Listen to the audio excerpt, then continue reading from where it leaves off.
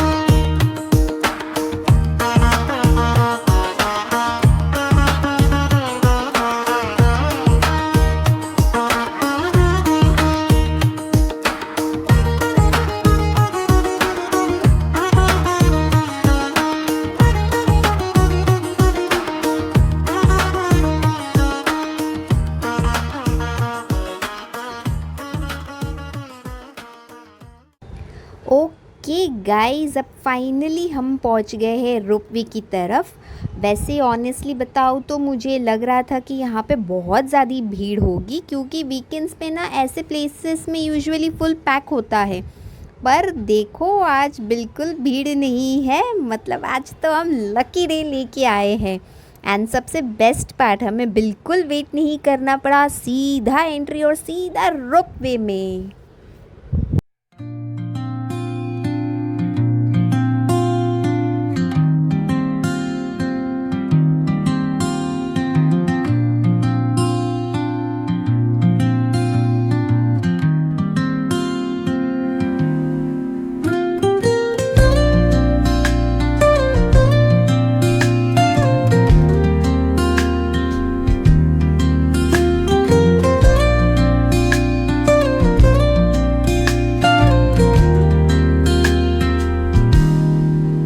Soft strums of the warm acoustic guitar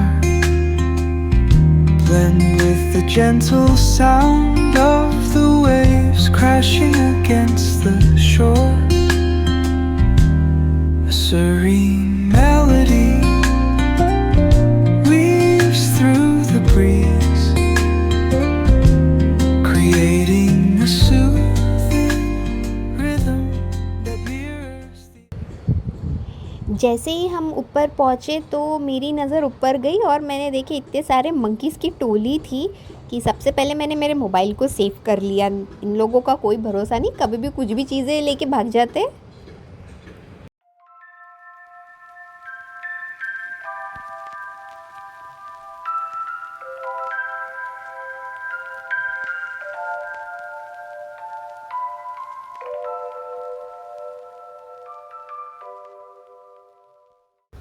जैसे ही हम अंदर गए वहाँ पे भी लाइन में बिल्कुल भीड़ ही नहीं थी।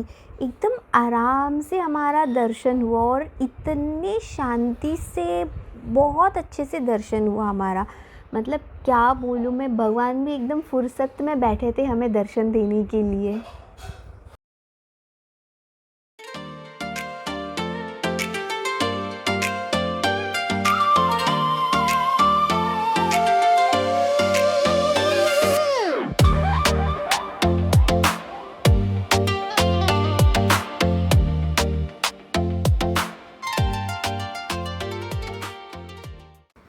एकदम पीसफुल वाली दर्शन लेके हम वापस चले रोपवे से नीचे। और नीचे आते ही सबसे इम्पोर्टेंट काम था खाना। और यहाँ पे हमने एक्सपेक्ट किया नहीं था कि इतना अच्छा खाना मिलेगा, बट आई टेल यू बहुत टेस्टी खाना था। ट्रैवल का असली मज़ा तब आता है जब एंड में अच्छा खाना मिल जाए। और चलते चलते हमने सोचा ट्रिप को सिंपल तरीके से एंड नहीं करना है, तो लास्ट में हम पहुँचे वाटरफॉल। नेचर के बीच वो लास्ट फ्यू मोमेंट्स ऑनेस्टली क्या ही परफेक्ट एंडिंग थी। और इस तरह मस्ती, खाना, नेचर और ढेर सारी ब्यूटीफुल मेमोरीज़ के साथ हमारा ये ट्रिप यही ख़त्म होता है। मेरा ये व्लॉग पसंद आए तो लाइक करना मत भूलना, और अगर आप नए हो तो जल्दी सब्सक्राइब करो और अलिखित प्रवासी फैमिली का पार्ट बन जाइए। आपका एक लाइक मुझे मोटिवेट करता है ऐसे नए नए व्लॉग्स बनाने के लिए। नेक्स्ट ट्रिप देखते हैं हमारे पतिदेव हमें कहाँ ले चलते हैं। तो तब तक के लिए भी सेफ, कीप ट्रैवलिंग, सायोनारा।